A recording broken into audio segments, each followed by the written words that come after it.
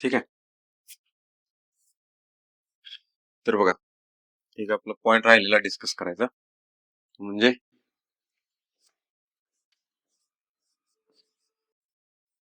Transformer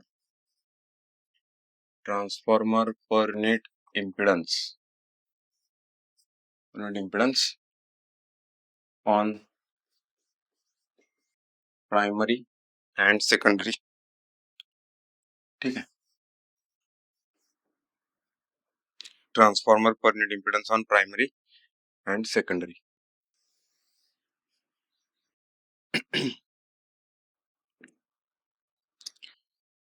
बघा,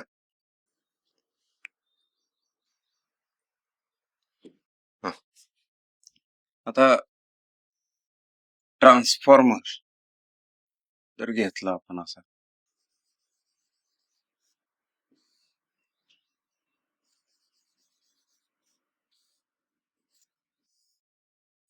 okay, इथं बघा व्हीपी आहे, इथं आयपी, तसंच इथं व्हीएस आहे सेकंडरी, तसंच हे आय एस आहे. ओके.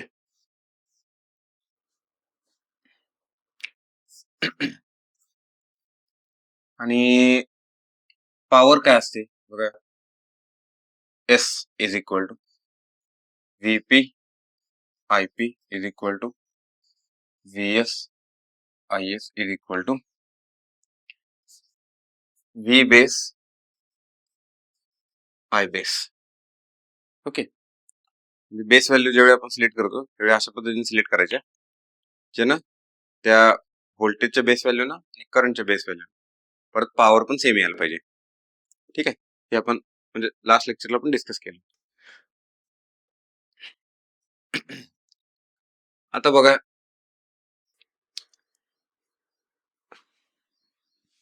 मी काय लिहिणार ना, झेड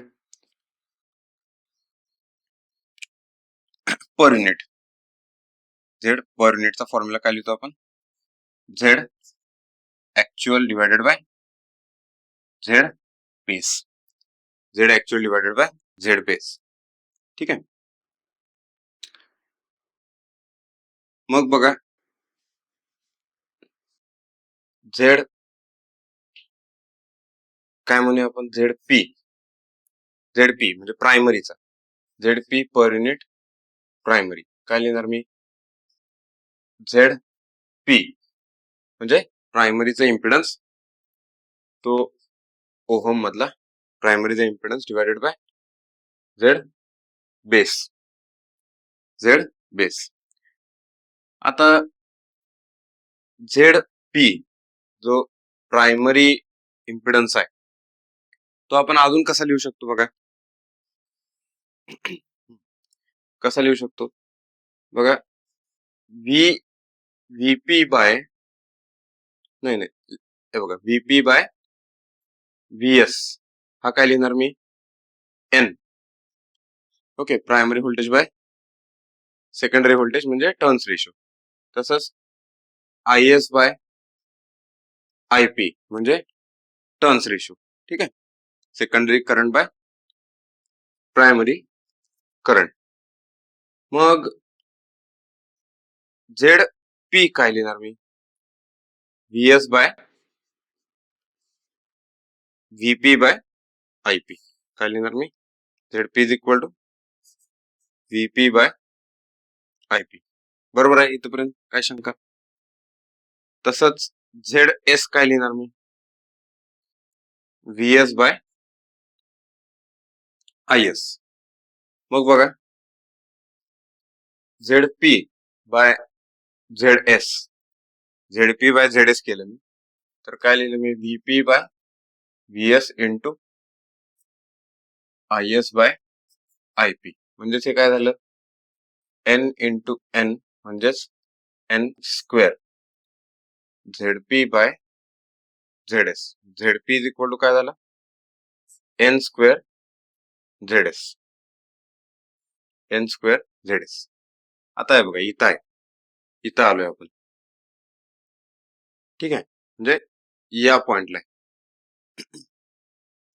हे आपल्याला लागणार होतं ऍज वी नो. ठीक आहे, हे खाली लिहिलंच. परत ते वरच्या हे लक्षात ठेवा, ZP is equal to N square Z S ohm मध्ये. ठीक आहे, ओहमिक व्हॅल्यू त्याच्यात हे रिलेशन आलं, हे पण बघितलं होतं आपण. मग ZP per unit is equal to ZP per unit is equal to ZP ohm divided by Z base. Z base हे लिहिलं होतं आपण. मग बघा, हा झेडपी ओहम त्याच्यासाठी काय लिहिलं मी, N square Z S ohm divided by Z base divided by Z base. आता बघा, आता इथं समजून घ्या, तर आपल्याला अजून एक यात करेक्शन करायचं आहे. इथपर्यंत कळालं तुम्हाला? आता काल मी एक तुम्हाला सांगितलं होतं काय,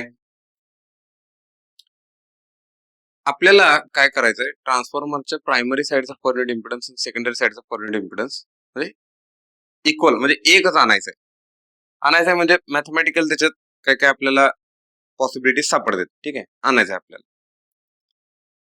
तर यामध्ये जर तुम्ही फॉर्म्युला लिहिला त्याचा, हे बघा, Z per unit primary is equal to Z ohm primary divided by Z base, आणि Z per unit secondary Z ohm secondary divided by Z base. आता मला सांगा, ह्या जर दोन व्हॅल्यू इक्वल असतील, ह्या दोन्ही डिफरंट आहेत, मग ज्या प्रोपोर्शन मध्ये डिफरंट आहेत त्याच प्रोपोर्शन मध्ये हे पण डिफरंट असणार ना. कळतंय का? जर ह्या दोन्ही सेम असतील तर हे सेम येणार नाही ऑब्विसली. म्हणजे बघा, बेस 1 आणि बेस 2 पण व्हॅल्यू आपल्याला वेगळ्या घ्यायच्या. ठीक आहे, म्हणजे झेड बेस ही व्हॅल्यू आपण सेम वापरू शकत नाही.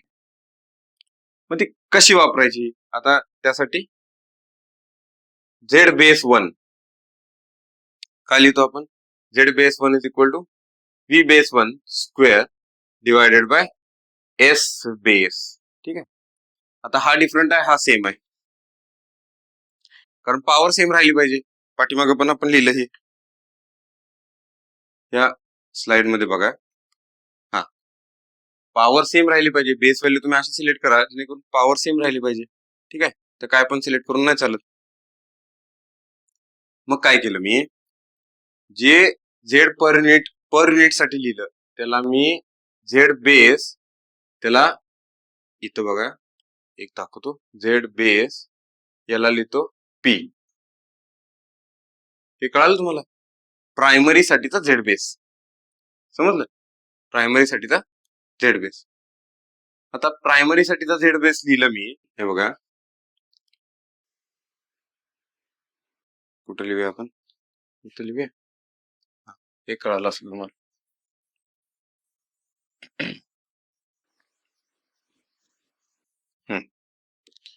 प्रायमरी साठीचा झेड बेस प्रायमरी जर लिहिला मी, तर काय लिहिणार, V base primary square divided by S base, आणि Z base secondary is equal to V base secondary square divided by S base. आता तो झेड बेस हा काय, हा बघा प्रायमरी आहे. ओके, इथं आपण म्हणू प्रायमरी, इथं म्हणू प्रायमरी. ठीक आहे, मग N square Z S upon ohm. आता मी काय लिहितो बघा, याला N square Z S upon Z base primary साठी काय लिहिणार मी, V base primary bracket square V base primary square divided by S base. आता व्ही बेस प्रायमरी आणि व्ही बेस सेकंडरी बघा, जर हे S is equal to V S I S V P I P is equal to V base I base आणि V S bye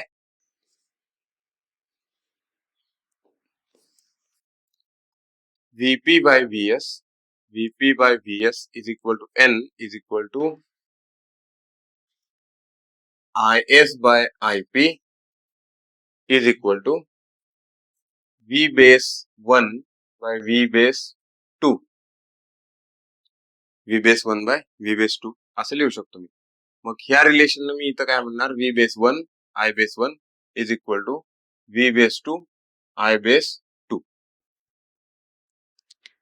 लक्षात आले? Power same आहे. Base value प्रायमरीचे आणि सेकंडरीचे असे चूज करायचे ज्यानं पॉवर सेम यायला पाहिजे. प्रायमरी साईडला बेस व्हॅल्यू वेगळ्या, सेकंडरी साईडला बेस व्हॅल्यू वेगळी. हे याच्यातलं मेन कन्क्लुजन आहे. लक्षात झालं? मग हे लिहिलं असं. मग इथं बघा मी काय लिहितो आता, व्ही बेस 1 म्हणजेच हा V base primary is equal to N V base 2 म्हणजेच हा काय एन व्ही बेस सेकंडरी. आता हे इथं टाकतो मी यामध्ये. बघा N square Z S divided by V base प्रायमरीच्या जागी काय लिहितो मी, N V base secondary bracket square divided by S B divided by S B. आता बघा हे एन स्क्वेअर आणि एन स्क्वेअर कॅन्सल झालं, म्हणजे Z S upon V base secondary bracket square divided by S B. आणि ह्याच्यातनं बघा काय आलं, हे झेड एस सेकंडरी ओहम आहे. ठीक आहे, याच्यावरून काय आलं, Z S upon Z base secondary. चालू कुठनं केलं होतं आपण, प्रायमरी पासून. एंड कुठे झालो, Z S secondary upon Z base secondary. ठीक आहे, झेड बेस सेकंडरी.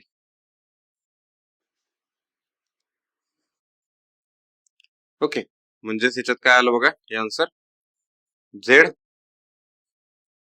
पर युनिट सेकंडरी. चालू कुठनं गेलं होतं, Z per unit primary, Z per unit primary. ठीक आहे, ह्याच्यावरनं या डिस्कशन वरून काय लक्षात आलं आपल्याला की ट्रान्सफॉर्मरच्या प्रायमरीचा पर युनिट इम्पिडन्स आणि सेकंडरीचा पर युनिट इम्पिडन्स सेम असतो. आता ह्या डिस्कशन मध्ये हे डिस्कशन घ्यायचं काय पर्पज होता बघा, हा तर पर्पज आहेच, हा मोस्ट इम्पॉर्टंट पर्पज आहे की ट्रान्सफॉर्मरचा प्रायमरी पर युनिट इम्पिडन्स आणि secondary per unit impedance same असते. म्हणून ट्रान्सफॉर्मरसाठी म्हणजे जे आपण पहिल्या लेक्चरला बघितलं, जे आपलं पॉवर सिस्टम नेटवर्क आहे. ठीक आहे, ह्याच्यात काय आहे, एक तर बघा एवढं कॉम्प्लेक्स नेटवर्क आहे. ठीक आहे, तुम्ही कधी तर रस्त्यानं बघा, असं जाऊन बघा, ट्रान्समिशन लाईन आहेत. ठीक आहे, भरपूर अशा लाईन बाहेर गेलेल्या आहेत. त्यानंतर एखादं सबस्टेशन व्हिजिट केलं असेल तुम्ही, तर त्या सबस्टेशन मध्ये आणि मल्टिपल लाईन्स आहेत, बसबार्स आहेत, ट्रान्सफॉर्मर सारखे इक्विपमेंट्स आहेत. मग ह्याचं अनालिसिस करणं, हे आपली गरज आहे, ती आपली नीड आहे, ती आपल्यासाठी ती म्हणजे मॅन्डेटरी आहे. त्याशिवाय आपण सिस्टम कशी चालवणार, बरोबर. त्याचं कंटिन्युअसली अनालिसिस होणं गरजेचं आहे. पण ती 3 फेज सिस्टम आहे आणि एखाद्या एवढ्या कॉम्प्लेक्स सिस्टमचं अनालिसिस करणं हे जोक नाही ना, डिफिकल्ट आहे. मग आपण काय केलं, त्याला सिंगल लाईन डायग्राम मध्ये आणलं. 3 फेज सिस्टम आहे. पहिला प्रॉब्लेम होता 3 वायरी, प्रत्येक ह्याला 3 वायरी, ट्रान्समिशन लाईनचे 3 वायरी, ट्रान्सफॉर्मरचे 3 वायरी, प्रायमरीचे 3, सेकंडरीचे 3, आणि समजा तुम्ही कुठले जे इक्विपमेंट लावले, कॅपॅसिटर, इंडक्टर, त्याचे 3 प्लस बसबार आले, बसबार 3, हे असं सगळं आलं. कॉम्प्लेक्स आहे हे. मग त्याला आपण काय केलं, सिंगल लाईन डायग्राम मध्ये घेतलं. ओके, म्हणजे तुम्हाला एक उदाहरण सांगतो. चला, मी आता जे काय बोललो ते एक आपण सबस्टेशन बघूया कसं असते. ठीक आहे, म्हणजे का ह्या गोष्टी शिकायची आपल्याला गरज लागली. प्रत्येक वेळेला अभ्यास करताना हा क्वेश्चन येतो की का शिकायचं. ठीक आहे, बघा कसं असते एखाद्या सबस्टेशन मध्ये, म्हणजे ग्रीड मध्ये म्हणू आपण, सबस्टेशन म्हणण्यापेक्षा ग्रीड म्हणू. ग्रीड कसं फॉर्म होते बघा.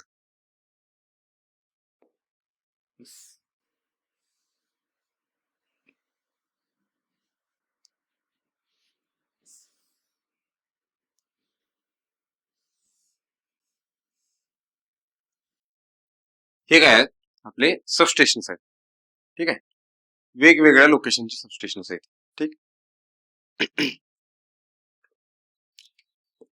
हा, आता व्होल्टेज लेवल कुठली घ्यायची सबस्टेशनची तुम्ही सांगा. व्होल्टेज लेवल तुम्हाला माहिती आहे, आपण कुठल्या लेवलची घेऊया. 220 केव्ही, 220 केव्हीचं घेऊ, 132 घेऊ आणि एक 33 केव्हीचं घेऊ. ठीक आहे, चालतंय का. 220 केव्ही घेऊया, एक 110 केव्ही घेऊया आणि एक 33 केव्हीचं घेऊ. ठीक आहे, चला.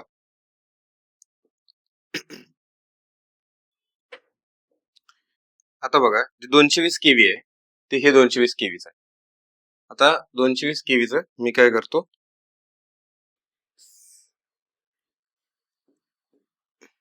हा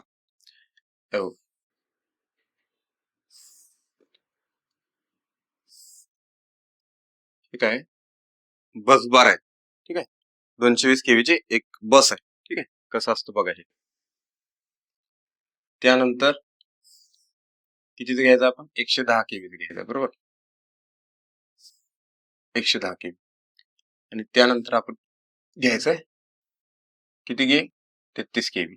ठीक आहे, 33 केव्ही. इथं बघा, इथं 33 केव्हीचं सबस्टेशन आहे. इथं हे 33 केव्हीची बस आणि 33 केव्हीची बस कुठे गेल्या, ही पुढं 11 केव्हीला गेल्या. ठीक आहे, 11 केव्हीला, आणि 11 केव्हीचा सप्लाय बाहेर पडतोय आणि आपल्या घरासमोर जो ट्रान्सफॉर्मर असतो तो काय असतो, 11/440, 11 केव्हीचं 440 व्होल्टला केलं जातं. ओके, तर इथं बघा हे किती घ्यायचं, 110चं घ्यायचं ना. हा, हे घेतो मी 110चं आणि कलर वेगळे दाखवायला पाहिजे होते.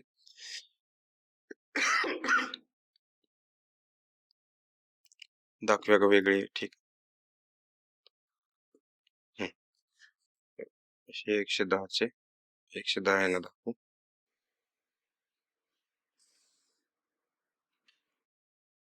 इथं 110 आहे ना. ग्रीड कसा असते बघा, म्हणजे एक एक तुम्हाला ब्रॉडर सेन्स मध्ये आयडिया येऊ नये की काय असते. आणि 33 केव्हीचं कुठलं घेऊया, हिरवा कलर घेऊया. ठीक आहे,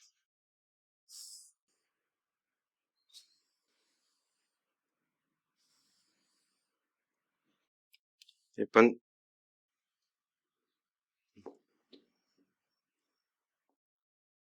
हे 33 केव्ही आहे ना.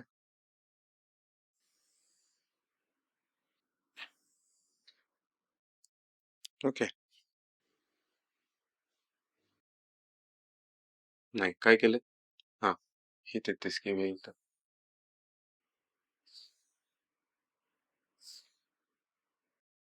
लास्टचं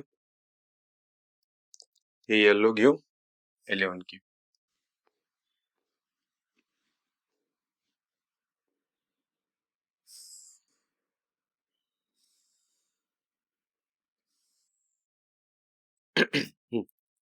बघा आता इथं लिहितो मी, हे किती आहे, हे 220 केव्ही. ठीक आहे,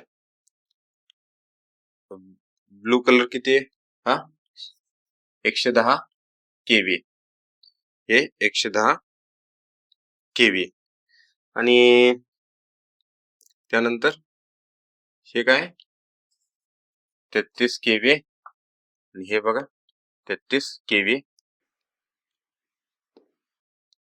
आणि हे किती 11 केव्ही. Okay 11 kV. आता बघा आता काय केले 220 केव्ही.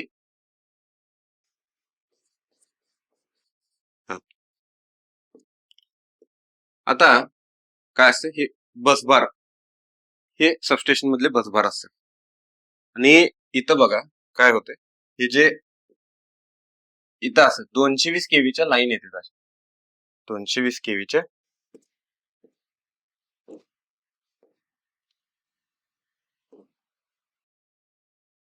हा 220 केव्हीच्या लाईन येतात. या 3 लाईन येणार. ओके बाहेरून येणार आहे RYB RYB.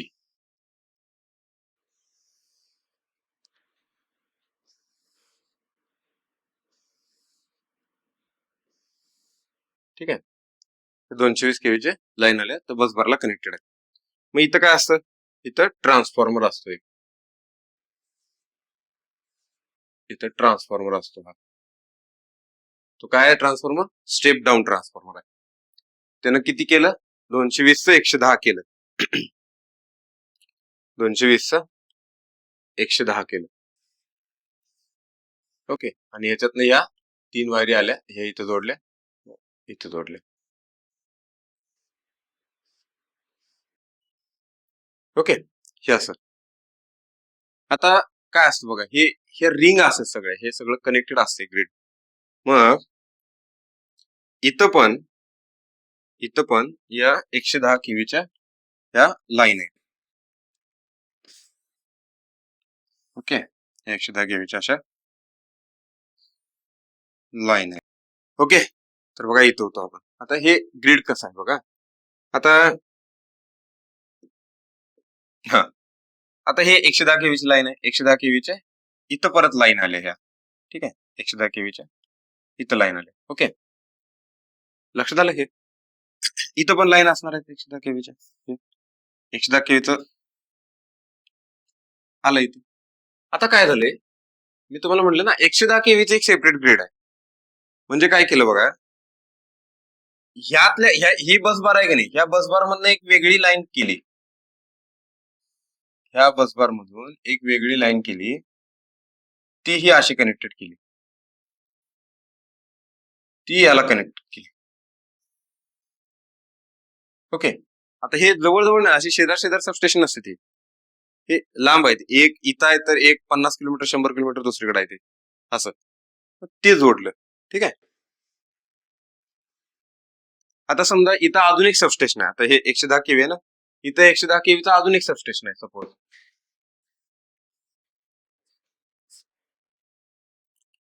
110 केव्हीचं अजून एक सबस्टेशन आहे. ओके तर काय केलं जाते परत परत ह्या ज्या लाईन आहेत ना हे बघा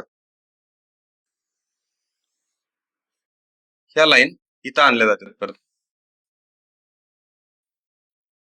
ह्या सबस्टेशन पासून. म्हणजे मला काय म्हणायचं बघा ह्या सबस्टेशनच्या 110 केव्हीच्या लाईन हे इथं आणल्या जातात परत परत याला जोडल्या जातात 110 केव्हीच्या सबस्टेशन. आणि हे जे आहे की नाही हे परत ह्या याला जोडलं जाते. रिंग कशी होत्या लक्षात घ्या हे बघा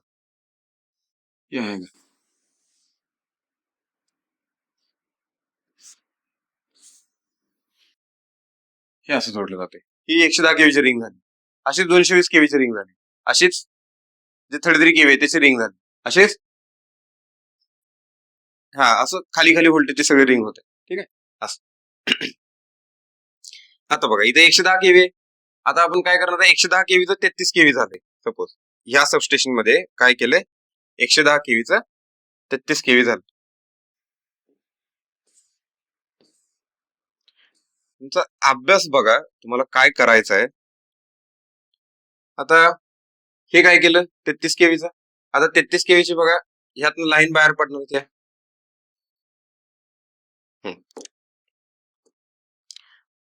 इथं हे ट्रान्सफॉर्मर असणार आहे. ठीक आहे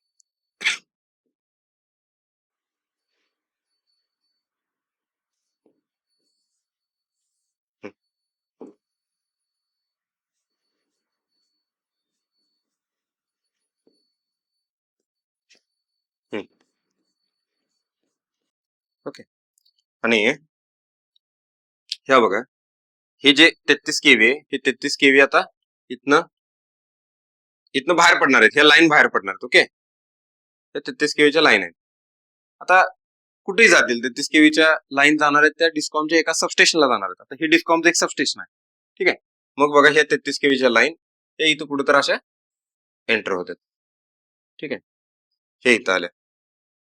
आता इथनं समजा हे दुसरं हे आहे, दुसरं एखादं सबस्टेशन असेल 33 केव्हीचं, ते तिकडे जातील,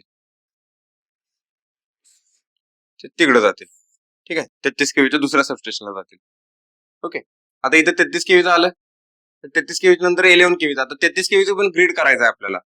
तर बघा, ते कसं केलं जाते. 33 केव्हीची इथनं जी लाईन बाहेर पडली ही परत याला कनेक्ट केली जाते अशी.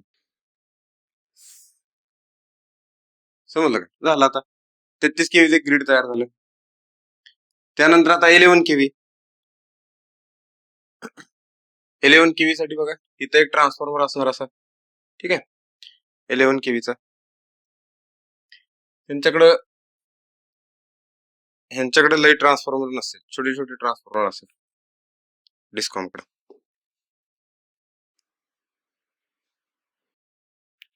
ओके. यस. आता हे 11 केव्ही, मग 11 केव्हीच्या लाईन परत बाहेर पडले त्यातनं. आता 11 केव्हीच्या समजा ह्या लाईन आहेत, 11 केव्हीच्या लाईन बाहेर पडल्या ह्या अशा. समजलं. हे अशा पद्धतीचं ग्रीड असते. हे दिसताना केवढं कॉम्प्लेक्स वाटते बघा, 3-3 वायरी आहेत, हे सगळं एवढं कॉम्प्लेक्स झालं हे. ठीक आहे. मग हीच कॉम्प्लेक्सिटी आपण सॉल्व्ह करायला कुठे गेलो, सिंगल लाईन डायग्राम मध्ये गेलो. सिंगल लाईन डायग्राम मध्ये आपण काय केलं, 3 वायरी आहेत, ते एका वायरीने दाखवायला चालू केलं. म्हणजे इथं 220 केव्ही, इथं बघा किती 110 केव्ही, इथं समजा किती 33 केव्ही, आणि इथं पुढं 11 केव्ही. ओके. मग हे असं दाखवायला चालू केलं ट्रान्सफॉर्मर. त्यानंतर इथनं परत एक ट्रान्सफॉर्मर आला, हे इथं आला. ओके. मग इथनं परत एक ट्रान्सफॉर्मर आला, हा इथं गेला. इथनं पुढं परत एक ट्रान्सफॉर्मर आला इथं, हा काय केला 11/440 व्होल्ट पर्यंत आला, घरापर्यंत आला. तर हे झालं असं सिंगल लाईन डायग्राम. पण ह्याच्यात बघा प्रॉब्लेम काय झाला, इथं हे दोन वेगवेगळे सर्किट झाले. एक सर्किट वेगळं आहे, हे एक सर्किट वेगळं आहे. कारण ट्रान्सफॉर्मरच्या बाबतीत काय म्हणतो आपण, transformer is a electrically isolated magnetically coupled. पण आपले हे इलेक्ट्रिकल अनालिसिस आहे, सगळं मॅग्नेटिक अनालिसिस थोडीच चालू आहे, इलेक्ट्रिकल अनालिसिस आहे. म्हणजे ह्याच्यात प्रॉब्लेम आला की सेपरेट सर्किट आहेत, आता त्या सेपरेट सर्किटचं अनालिसिस कसं करायचं, परत प्रॉब्लेम अवघड झाला. ठीक आहे. म्हणून आपण कुठं आलो, फायनल पर युनिट सिस्टम मध्ये आलो. पर युनिट सिस्टम मध्ये हीच सिस्टम किती सिंपल वेनं दाखवता आली बघा आपल्याला. एक जनरेशन आहे, हे जनरेशन झालं 11 केव्ही. ओके. 11 केव्ही, त्याचा हा रिएक्टन्स किंवा इम्पिडन्स, त्याचा पर युनिट इम्पिडन्स. त्यानंतर हे स्टेप अप झालं 11 केव्हीचं. मग स्टेप अप झाल्यानंतर इथे ट्रान्सफॉर्मर असणार, बरोबर बरोबर. समजा इथं आहे असं. आता ट्रान्सफॉर्मरचा एकच तुम्ही रिएक्टन्स मॉडेल करू शकता, एकच इम्पिडन्स मॉडेल करू शकता. बस. त्यानंतर हा कुठे गेला, 11 केव्हीचा 220 केव्हीला गेला, सपोज 220 केव्हीला गेला 11 केव्हीचा. पण एकच दाखवलं ना मी, आता ट्रान्सफॉर्मरचा एकच दाखवू शकलो. आता एकच दाखवू शकलो, इलेक्ट्रिकल कनेक्शन आलं त्याच्यात, झालं आपला जो मेजर प्रॉब्लेम सॉल्व्ह होतो, म्हणजे मेजर प्रॉब्लेम होतो तो सॉल्व्ह झाला इथं. समजलं का? म्हणून ट्रान्सफॉर्मरच्या प्रायमरी आणि सेकंडरीचा इम्पिडन्स, परत इम्पिडन्स ज्यावेळी सेम आला त्यावेळी किती मोठा प्रॉब्लेम बघा हा. नाहीतर मग आपल्याला असं करायला लागलं असतं, ह्याच्यात कॉम्प्लेक्सिटी किती झाली असती. समजा इथं मध्ये ट्रान्सफॉर्मर आहे, तर त्या लाईनचा पहिला रिएक्टन्स, परत ट्रान्सफॉर्मरच्या प्रायमरीचा, परत ट्रान्सफॉर्मरच्या सेकंडरीचा, ह्याच्या पुढचा. हे करताना हे मध्ये कनेक्शन नाहीच आहे. ठीक आहे. मध्ये कनेक्शन नाहीच आहे, इलेक्ट्रिकल कनेक्शन नाहीच आहे. मग तुम्ही मॅग्नेटिक कपलिंग आणि इलेक्ट्रिकल कपलिंग मधलं रिलेशन बघायचं आणि मग ते प्रॉब्लेम सॉल्व्ह करायचा. ठीक आहे. मग मॅथमॅटिक्सनं काय दिलं आपल्याला, त्या दोन्हीचा एकच परमनंट इम्पिडन्स दिला, प्रायमरी आणि सेकंडरी. लक्षात आलं? झालं. इलेक्ट्रिकल कनेक्शन झाले, प्रॉब्लेम सोपा झाला. ओके. बघा, म्हणून हे डिस्कशन करणं जरा गरजेचं होतं, महत्वाचं होतं. आता याच्या पुढचा जो पॉइंट आहे तो आहे सिमेट्रिकल कॉम्पोनंट. याच्या पुढचा जो पॉइंट आहे तो आहे सिमेट्रिकल कॉम्पोनंट्स.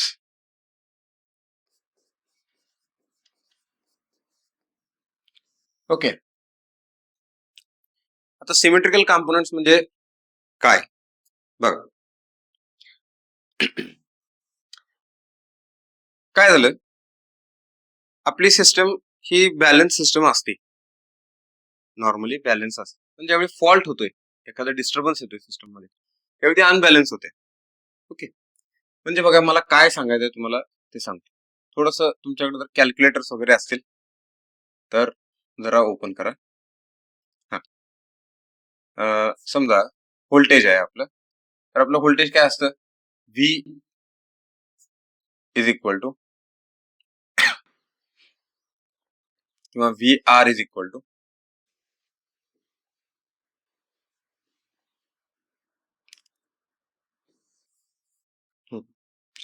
बघा, V R is equal to V angle 0.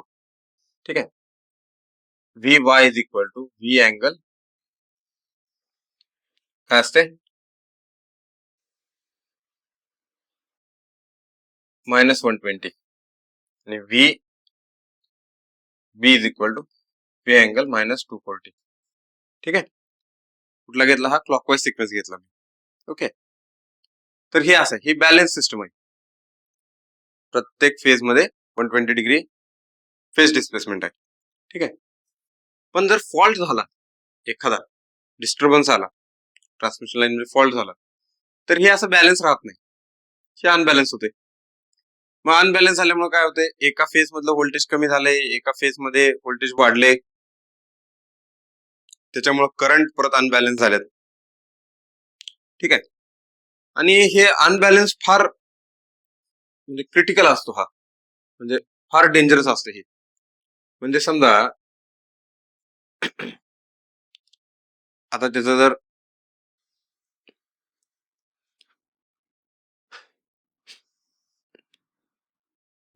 Example तुम्हाला सांगतो एक.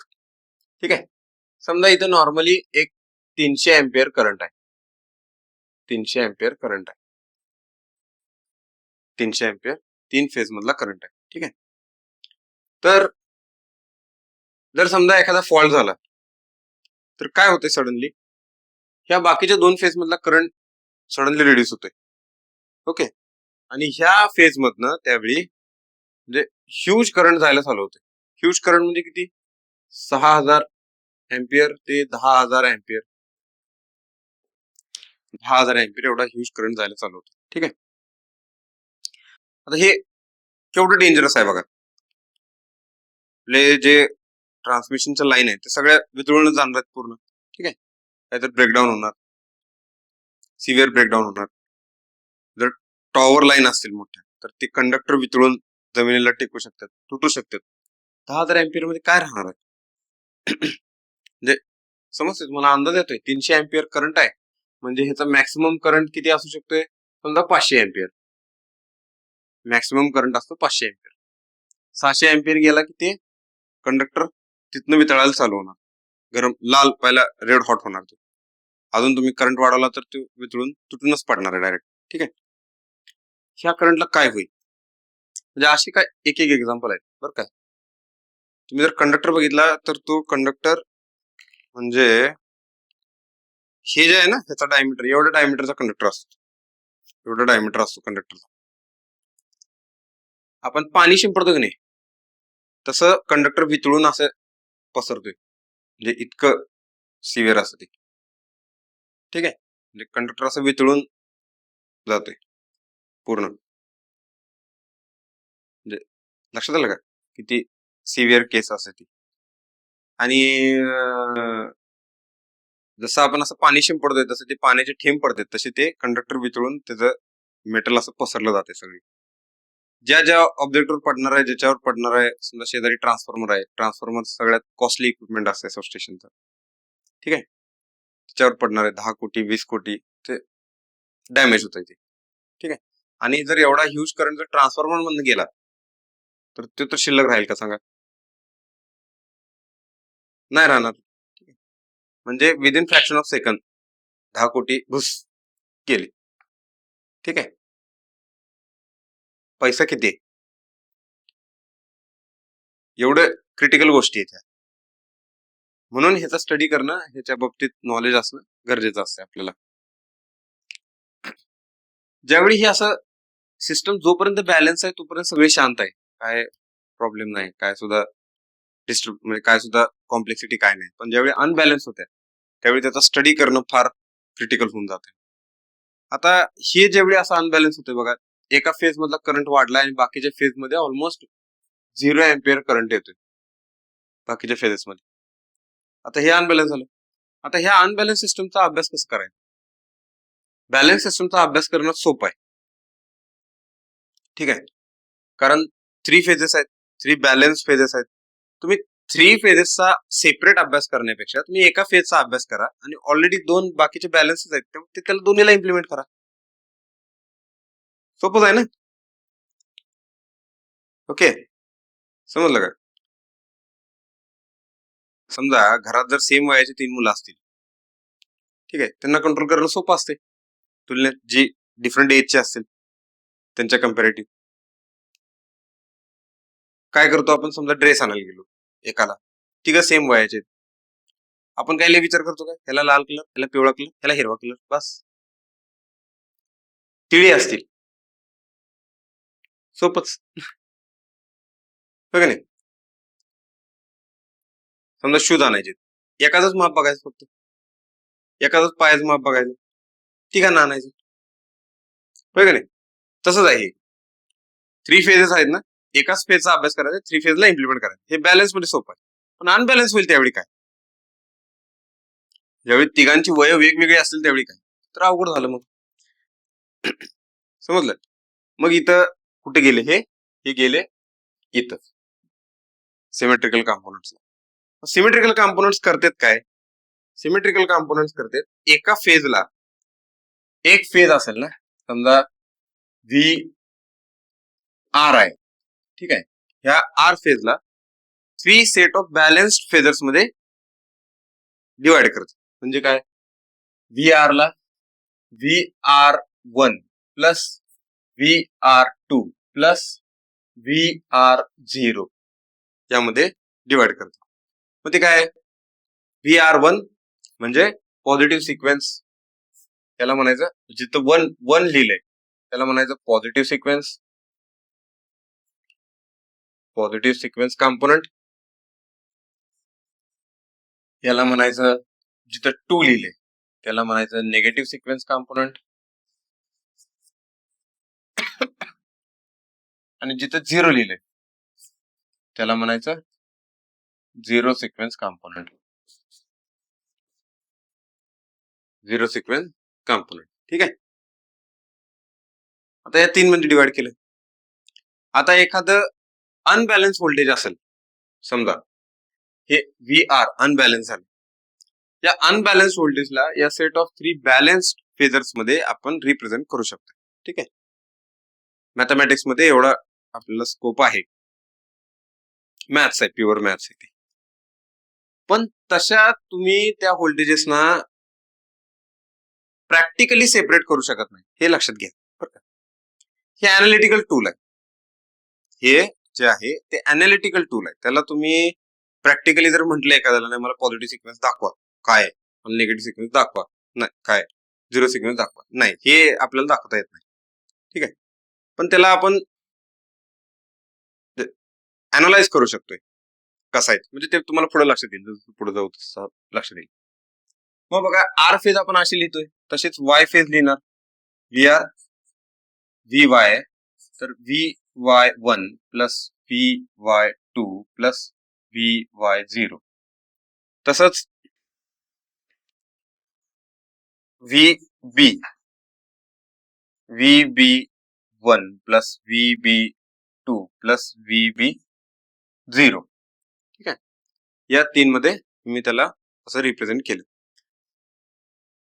पॉझिटिव्ह सिक्वेन्स, निगेटिव्ह सिक्वेन्स आणि झिरो सिक्वेन्स. आता हे आहेत काय, कसं म्हणायचं, कसं ठरवायचं यांना? आता बघा, ज्यावेळी मी पॉझिटिव्ह सिक्वेन्स म्हणतोय, पॉझिटिव्ह सिक्वेन्स, ठीक आहे, ह्याला रेफरन्स कुठला मानायचा, म्हणजे कुठला पॉझिटिव्ह सिक्वेन्स? बरोबर ना? कुठला असेल बरं? क्लॉकवाईज. का बरं? तुम्ही क्लॉकवाईज आणि अँटी क्लॉकवाईज हे कसं ठरवणार? कसं ठरवणार? बघा बघा, लक्षात येते का? समजा मी तो उभारलोय,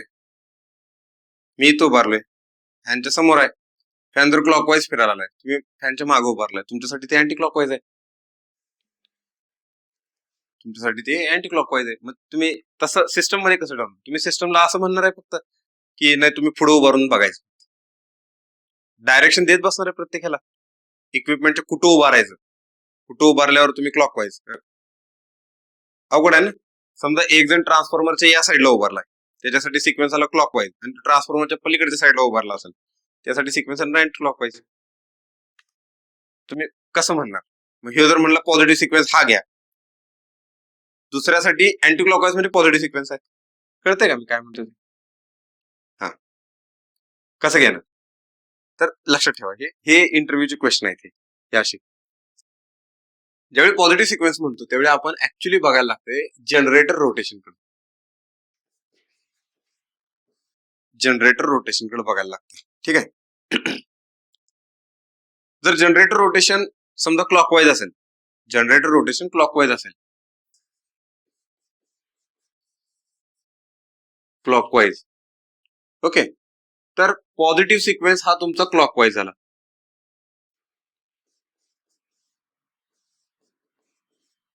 पॉझिटिव्ह सिक्वेन्स हा क्लॉकवाईज झाला.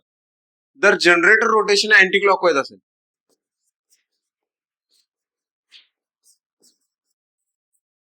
तर पॉझिटिव्ह सिक्वेन्स तुमचा अँटी क्लॉकवाईज झाला.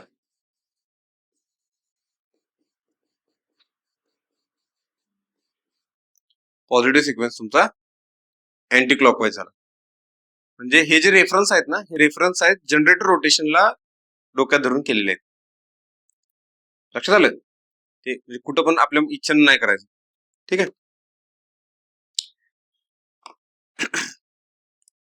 म्हणजे पॉझिटिव्ह सिक्वेन्स कोणामुळे पडलाय? जनरेटरच्या रोटेशनमुळे. जनरेटर रोटेशन जर क्लॉकवाईज असेल, आता जनरेटर रोटेशन क्लॉकवाईज ते कसं बघणार तुम्ही? ते कळतंय आपल्याला, जनरेटरच्या समोर उभारून बघायचं. ठीक आहे. क्लॉकवाईज जर फिरत असलं तर क्लॉकवाईज. तिथे जनरेटरच्या मागे उभारून बघणार आहे का तुम्ही? नाही. हे पण म्हणू शकता ना, मागे उभारलं की ते अँटी क्लॉकवाईज दिसते. जनरेटरच्या समोर उभारून बघितलं तर ते ब्लेड जर क्लॉकवाईज फिरत असेल तर क्लॉकवाईज सिक्वेन्स. पॉझिटिव्ह सिक्वेन्स काय झाला? मग क्लॉकवाईज. जर जनरेटर अँटी क्लॉकवाईज फिरत असेल तर पॉझिटिव्ह सिक्वेन्स काय झाला? Anti clockwise. लक्षात घ्या. ओके, आता हा झाला पॉझिटिव्ह सिक्वेन्स. निगेटिव्ह सिक्वेन्स काय असणार आहे? पॉझिटिव्हच्या अपोजिट. तुम्ही जो कुठला पॉझिटिव्ह घ्या त्याच्या अपोजिट करा, तो निगेटिव्ह सिक्वेन्स आला. समजलं? म्हणजे समजा जनरेटर रोटेशन पॉझिटिव्ह असेल, पॉझिटिव्ह क्लॉकवाईज असेल, clockwise positive sequence clockwise. Negative sequence काय असणार? इथं लिहितो. येस, निगेटिव्ह सिक्वेन्स काय असणार? Negative sequence anti clockwise. आणि इथं काय असणार आहे या केसमध्ये? Negative sequence clockwise. ओके, लक्षात आलं? आणि लास्टला झिरो सिक्वेन्स. झिरो सिक्वेन्स म्हणजे त्याच्यात सिक्वेन्सच नाही काय. ठीक आहे, ते फेजर एकमेकांमध्ये म्हणजे को-फेजल फेजर्स आहेत ते, त्यांच्यात फेज डिफरन्सच नाही, एका सेम डायरेक्शनला आहेत तिन्ही पण. झिरो सिक्वेन्स साठी काय म्हणू शकतो आपण?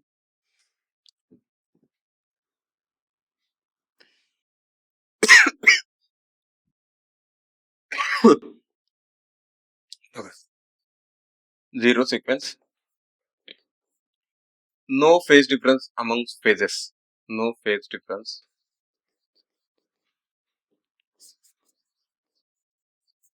amongst phases. ठीक आहे, फेज मध्ये काय फेज डिफरन्स नाही, हे असा झिरो सिक्वेन्स. हे लक्षात आलं? ओके, एवढं हे असं बेसिक आहे. मग बघा पुढचा आपला पॉइंट आहे याच्यात की यांना रिप्रेझेंट कसं करायचं, म्हणजे याचा अभ्यास तर करायचा आहे आपल्याला, मग ह्यांना रिप्रेझेंट कसं करायचं तर ते बघूया आपण. ओके, हे बघा पहिला पॉइंट आहे यातला. याच्या आधी तुम्ही हे इक्वेशन्स समजून घ्या. पहिला हे इक्वेशन्स लिहितो मी परत. बघा, V R is equal to V R one plus V R two plus V R zero, V Y is equal to V Y one plus V Y two plus V Y zero, V B is equal to V B one plus V B two plus V B zero, R Y B हे तीन आपले phase म्हणजे voltages आहेत ज्यांना आपण symmetrical component मध्ये represent केले. मग बघा, जर यांना रिप्रेझेंट करायचं असेल तर कसं करणार, लक्ष द्या आता.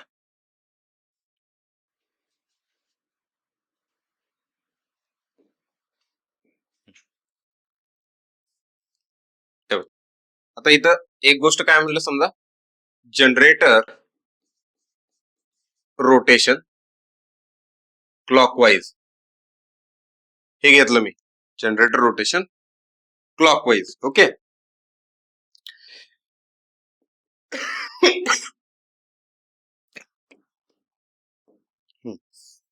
जनरेटर रोटेशन क्लॉकवाईज घेतलं हे, तर माझा पॉझिटिव्ह सिक्वेन्स काय आहे ना, पॉझिटिव्ह सिक्वेन्स कॉम्पोनंट क्लॉकवाईज येणार. येस, पॉझिटिव्ह सिक्वेन्स कॉम्पोनंट काय येणार, क्लॉकवाईज. ओके, मग ह्याला कसं रिप्रेझेंट करणार बघा मी. तर समजा इथं हा कोण असणार आहे, व्ही आर वन, इथं असणार आहे हा व्ही वाय वन, आणि इथं असणार आहे हा, yes, V R one, V Y one आणि व्ही बी वन. ठीक आहे, हा 120 डिग्री रोटेट झालाय, हा याच्यापासून 240 डिग्री रोटेट झालाय. ओके, आता क्लॉकवाईज आहे ते, क्लॉकवाईज असलं तर आपण काय देतोय, अँगल निगेटिव्ह. क्लॉकवाईज असलं तर अँगल आपण काय देतो, निगेटिव्ह. आता बघा, याला मी काय लिहिणार, आता हे बॅलन्स्ड फेजर्स आहेत, बरोबर, सिमेट्रिकल कॉम्पोनंट हे काय, बॅलन्स्ड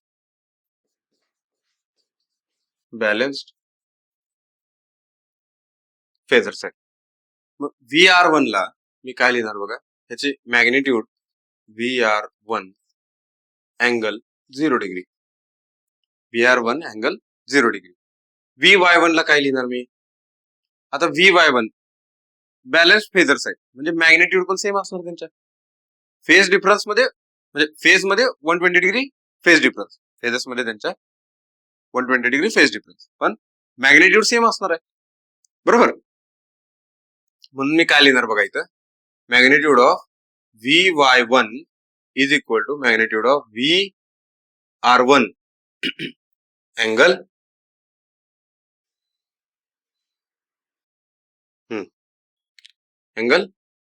minus 120 डिग्री. तसंच इथं पण लिहू शकतो मी असं काय Vy1 angle minus 120 डिग्री. तसंच इथं काय लिहिणार मी is equal to VR1 magnitude angle minus 240 degree. 240 degree. ठीक आहे.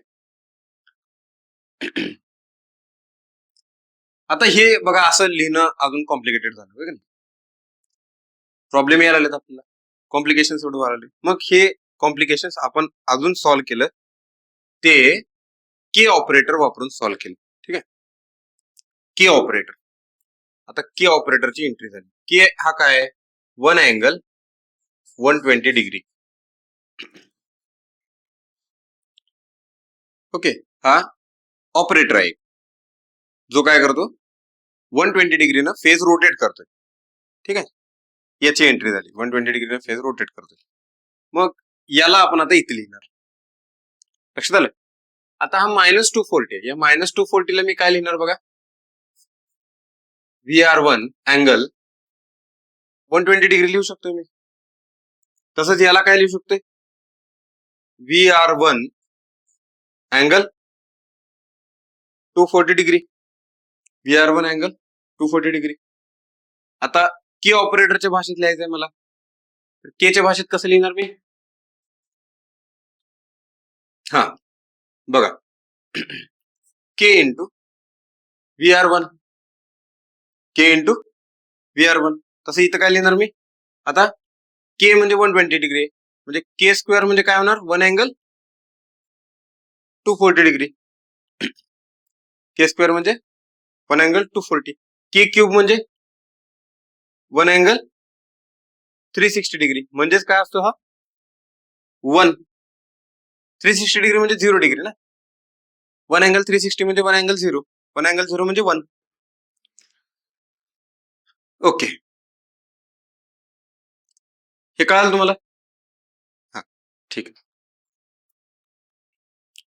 मग बघा मग इथं काय लिहिणार मी आता इथं लिहिलं के अँगल VR1. इथं काय लिहिणार मी के स्क्वेअर VR1 के स्क्वेअर VR1. लक्षात घ्या Vy1 हा वेक्टर मी कसा रिप्रेझेंट करायला लागलोय के स्क्वेअर VR1. VB1 हा वेक्टर कसा रिप्रेझेंट करायला लागलोय के VR1 के VR1. हे कळतंय. हा ओके. आणि VR1 तर आहेच तिथं. म्हणजे बघा इथं मी त्या व्हॅल्यू रिप्लेस करू शकतोय बरं का. ठीक आहे. आता पॉझिटिव्ह सिक्वेन्स बघितला आपण तसं निगेटिव्ह सिक्वेन्स बघूया काय. आता हा बघा क्लॉकवाईज घेतला ना मी VR1 RYB क्लॉकवाईज घेतलाय. निगेटिव्ह सिक्वेन्स कसा घेणार मी अँटी क्लॉकवाईज. हा बघा negative sequence components. Negative sequence components. ठीक आहे. Negative sequence components. आता निगेटिव्ह सिक्वेन्स कंपोनेंट्स मी काय घेणार अँटी क्लॉकवाईज. यस बघा हा काय नाही फार सोपं आहे. काय अवघड नाही. हे एकदम किरकोळ आहे. हे जर जमलं ना तुम्हाला तर पॉवर सिस्टम हे फार सोपं आहे. ठीक बघा VR2 आता VR2 आहे रेफरन्सला. VR2 इज इक्वल टू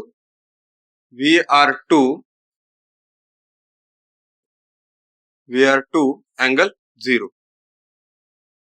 आता Y कुठे लिहायचा वर लिहायचा. अँटी क्लॉकवाईज चाललोय ना आपण. RYB VY2 is equal to काय लिहिणार मी VR2 अँगल 120 डिग्री. आता अँटी क्लॉकवाईज अँगल पॉझिटिव्ह. तसं इथं आलो हा VB2 is equal to VR2 angle 240 degree. मग ह्याला मी कसं लिहितोय बघा आता, Vy2 is equal to K VR2 आणि ह्याला काय लिहिणार मी, K² VR2 ठीक आहे. त्यानंतर बघा झिरो सिक्वेन्स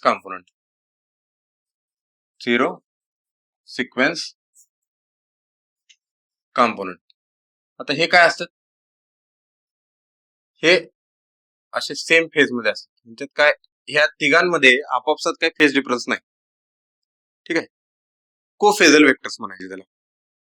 आपापसात काहीच फेज डिफरन्स नाही. म्हणजे हा VR0 VR1 सॉरी Vy0 काय बघा, Vy0 V0. मग याला पण रिप्रेझेंट करताना तुम्ही कसं करणार, समजा हा VR0 अँगल 0, याला काय म्हणणार VR0 अँगल 0, याला काय म्हणणार VR0 अँगल 0.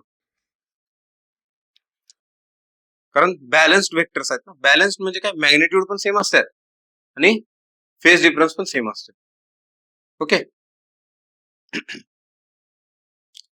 कळाल तुम्हाला हे? ठीक.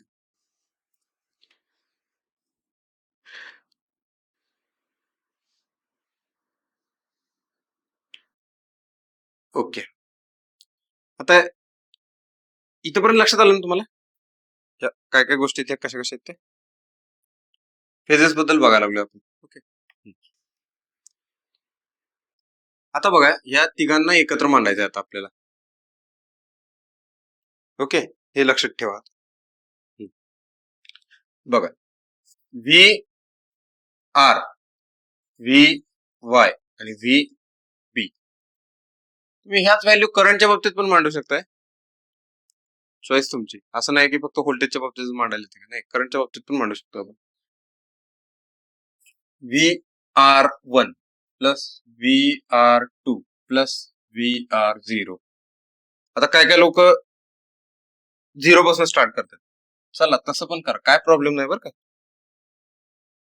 VR0 plus VR1 plus VR2 हे दोन्हीची सवय पाहिजे. हे असे दोन्ही वेक्टर्स बघायची सवय पाहिजे. म्हणजे काय काय 0 पासून स्टार्ट करतात, 0 1 2, काय कायना 1 2 0 लिहायची सवय असते.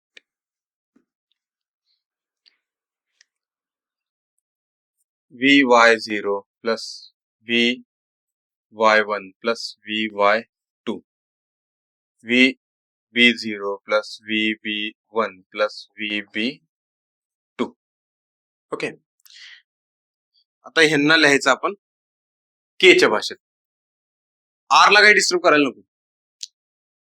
बघा VR0 plus VR1 plus VR2. Vy0 ला VR0 लिहू शकतोय मी, लिहू शकतोय, सेमच आहेत फेजर. हे पाठीमागे लिहिलंय बघा, इथं लिहिलंय. ओके, Y1 ला काय लिहू शकतोय मी, मग Y1 ला सांगा, Vy1 ला इथे लिहिलंय बघा, Vy1 ला K² VR1. ठीक आहे, लिहू तिथं K² VR1. याला VR2 ला Vy2 ला VR2. तसंच इथं सांगा VR0 plus K VR1 plus K² VR2. ठीक आहे, हे लिहिलं असं. याच्यातनं बघा, याच ह्याच्यातनं एक मॅट्रिक्स फॉर्म होतोय, तो म्हणजे हा असा VR VY आणि VP इज इक्वल टू, बघा इथं काय 1 1 1 1 K² K 1 K K² आणि इकडं काय येतो हा VR0 आणि VR2. ठीक आहे.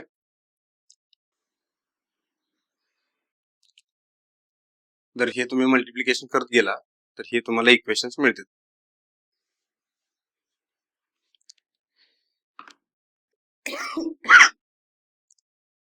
लक्षात आलं? म्हणजे इथं काय केलं आपण बघा, जे आपले ऍक्च्युअल जे व्होल्टेजेस होते, 3 फेज व्होल्टेजेस, त्यांना आपण सेट ऑफ सिमेट्रिकल कॉम्पोनंट्स मध्ये रिप्रेझेंट केलं. ओके, मग ते किती पॅरामीटर्स आहेत टोटल? इथं किती होते? 1 2 3 4 5 6 7 8 9 9 पॅरामीटर्स होते.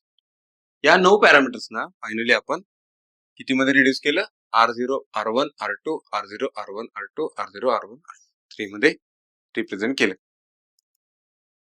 With one matrix in between. समजलं का? कॉम्प्लिकेटेड गोष्ट होती, ती सोपी करत आणली. आता तुम्हाला ह्याचं अनालिसिस करायला काय माहित पाहिजे? फक्त मॅट्रिक्सचे कॅल्क्युलेशन्स माहित पाहिजे, बस. सिम्पल. बघायचं आपण ते पण. इथपर्यंत कळालं?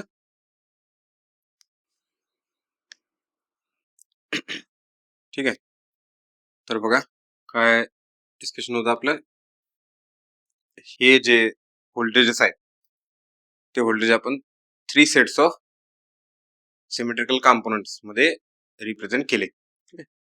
आता कधी कधी हे विचारलं जाते, म्हणजे याच्यात बघा काय, हे अननोन आहेत, ह्याच्या क्वांटिटीज आहेत, ह्या अननोन क्वांटिटी आहेत.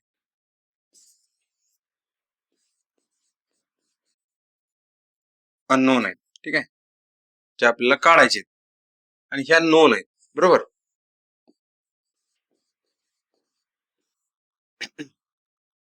ह्या नोन क्वांटिटीज आहेत. नोन म्हणजे मॅथमॅटिकल अनालिसिस करून आपल्याला त्या काढता येतात, म्हणजे त्या आपल्याकडे आहेत आणि मग हे आपल्याला काढायचे आहेत. असं असू शकते किंवा रिव्हर्स असू शकते. मग हे नोन असू शकते, हे अननोन असू शकते. मग त्यावेळी कसं उलट करायचं? मग तुम्ही काय करणार बघा, हे असं लिहिणार VR0 VR1 आणि VR2. हे जर असं असेल तर काय लिहिणार तुम्ही इथं? 1 1 1 1 1. बघा कसं कसे येतात हे. इथं काय येतंय? के स्क्वेअर के के के स्क्वेअर, याचा इनवर्स. ओके, आणि इथं आहे ना VR VR VY आणि VB. ओके, समजलं? हे कसं आलं बरं? हे कसं आलं बरं? हे बघा, हा जो मॅट्रिक्स आहे, ठीक आहे, आपण असं म्हणूया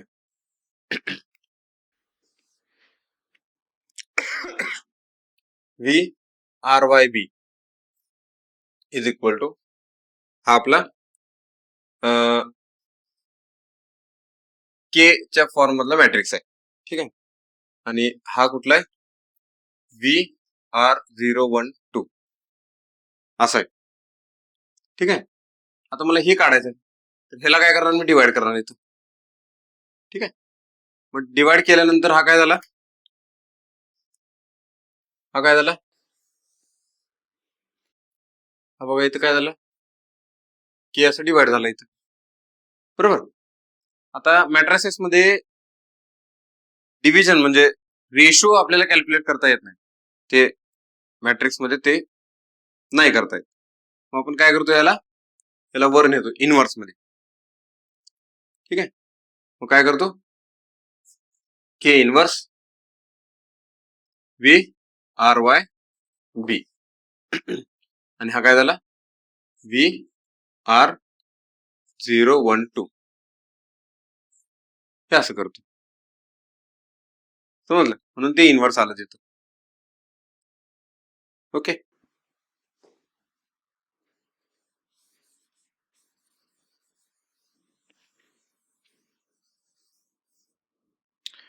मग बघा पुढे जाऊया. हे काय? आता हे असं आलं. आता ह्याचा इनवर्स शोधायचा आहे, ठीक आहे. मॅथ्स आपलं झालं नाही. कसं शोधायचं इनवर्स? इन्व्हर्स शोधायची प्रोसेस माहिती आहे?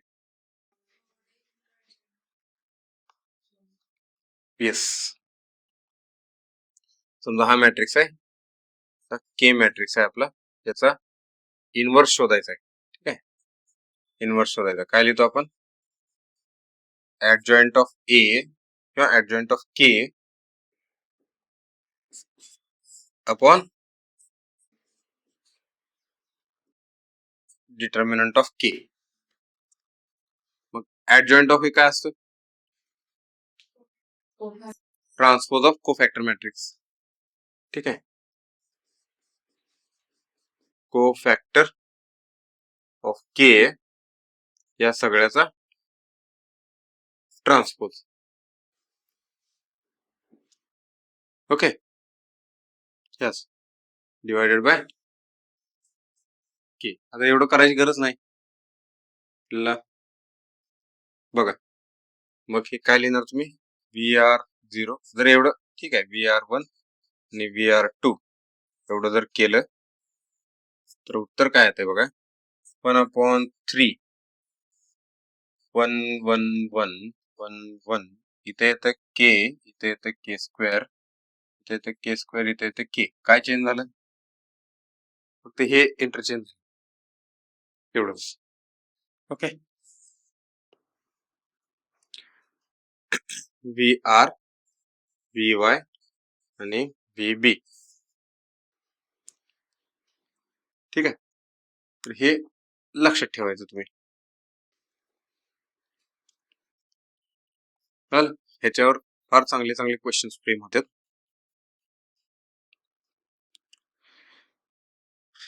ओके, काय शंका इथपर्यंत?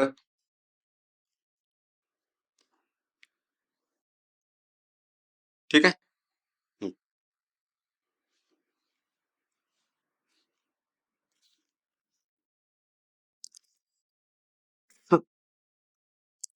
आता बघा याच्यावर अजून एक छोटे छोटे क्वेश्चन्स विचारले गेलेले होते.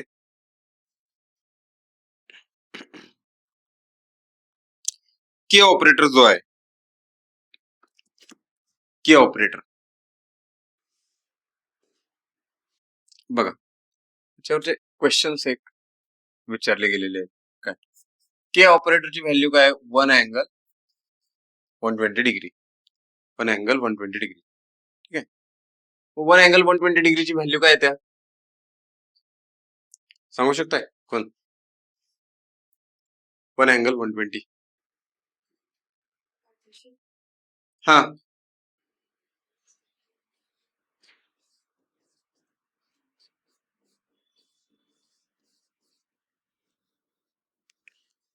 ओके, 0.5 प्लस जे 0.866. कसं काढणार ही व्हॅल्यू? कशी आली असेल ही व्हॅल्यू?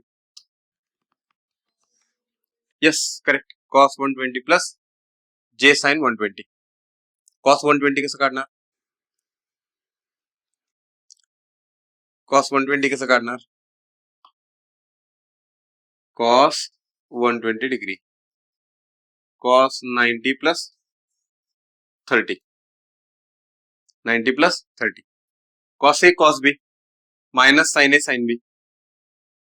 संपलं, म्हणून ते मायनस आलं तिथं.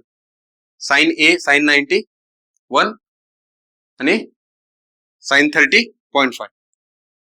समजलं काय कसं? Cos A cos B minus sine A sine बी. ह्याच्यात व्हॅल्यू किती आली? मायनस 0.5. आणि 0.866 ची सांगा बरं. साइन 120, साइन 120 म्हणजे साइन 90 प्लस 30, साइन ए कॉस बी. संपलं, minus cos A sine B. Cos 90 आहे, कॉस 90 झिरो झाला, पुढची टर्म झिरो झाली. हे पार्ट पाहिजे तर फॉर्म्युले नसतील पार्ट तर पार्ट करा, लिहून ठेवा, हे लागणार आहेत आपल्याला फॉर्म्युले सारखे सारखे. लक्षात आलं हे? मग K is equal to 1 angle, sorry, K square is equal to 1 angle 240. ह्याची व्हॅल्यू काय त्या -0.5 मायनस जे 0.866. ठीक आहे. मग के क्यूब काय ते K cube is equal to 1 angle 360 म्हणजेच 1 म्हणजेच 1. आता या सगळ्याची बेरीज करा. के plus K square plus K cube या सगळ्याची बेरीज करा. करा बेरीज. अरे अरे इथं करा की कॅल्क्युलेटर. हा 0. हा मग ही बेरीज केली. करा बेरीज. तर बेरीज इथं बेरीज हे कॅन्सल झालं. पॉईंट -0.5 -0.5 1 -1 -0 काय आली व्हॅल्यू 0. हा विचारलेला क्वेश्चन आहे. ठीक आहे. हा फार वेळा विचारला एक्झाम मध्ये. सारखं विचारते ते. मग ह्यो विचारला. ठीक आहे क्वेश्चन. पोरांनी पाठ केला. K plus K square plus K cube is equal to 0. पुढच्या पेपरला विचारला हा के प्लस के स्क्वेअर किंवा हा विचारला कुठला 1 प्लस के स्क्वेअर हा विचारला. याचं उत्तर काय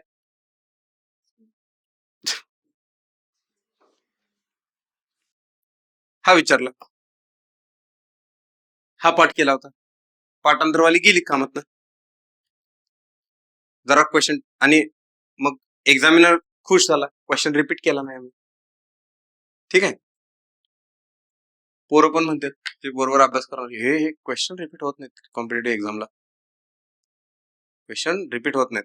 हे झालं का रिपीट. हा कन्सेप्ट रिपीट होतात. ठीक आहे. मग ह्याच्या पुढे अजून एक क्वेश्चन विचारला. काय विचारला के स्क्वेअर प्लस के स्क्वेअर के प्लस के स्क्वेअर ह्याची व्हॅल्यू विचारली. किती हा मायनस के क्यूब ऑप्शनच नाही त्यात. -1 हे विचारलं. ठीक आहे. ते असे क्वेश्चन आहेत त्याच्यावर. हे तुम्हाला पेपरमध्ये तुम्ही प्रिव्हियस इयर पेपर सोडवायला चालू कराल ना तुम्हाला हे फार बघायला मिळतील. मग अजून थोडस पुढे गेलेत. काय गेलं K plus K square plus K cube plus K square plus के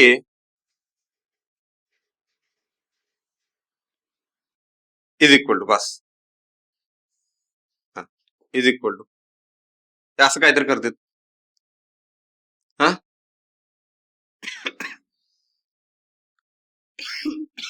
बघा काय ते हा -1. ठीक आहे. तर अशी क्वेश्चन आहेत. ठीक आहे. एक्झामिनर म्हणते नवीन क्वेश्चन फ्रेम केला. हा अजून करता येते त्यात 1 + 2 के स्क्वेअर प्लस 3k असं काय तर करायचं पुढं.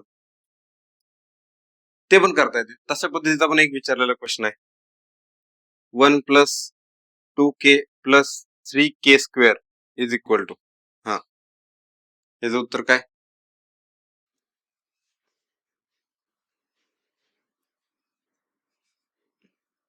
याचं उत्तर काय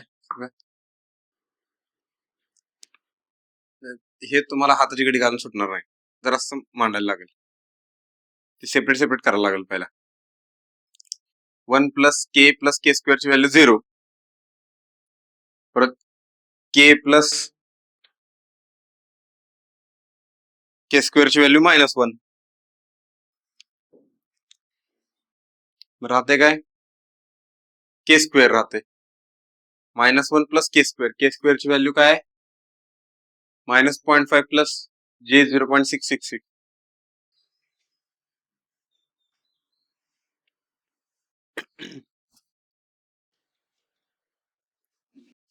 काय करणार तुम्ही याला 1 + के स्क्वेअर प्लस के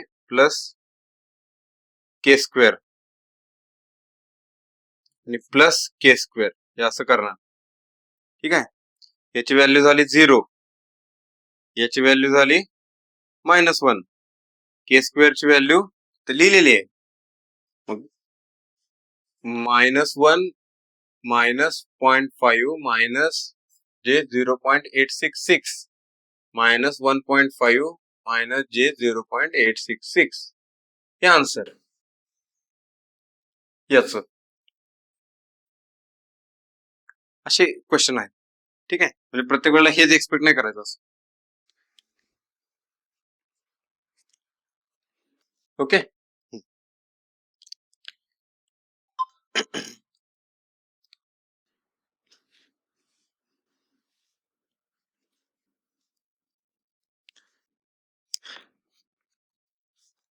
ओके, ठीक आहे. तर इथं थांबू आपण. जे आपला आजचा टॉपिक कम्प्लीट झाला. इथं कम्प्लीट करायचा होता मला. हे क्वेश्चन पण बघायचे होते, तो झाला.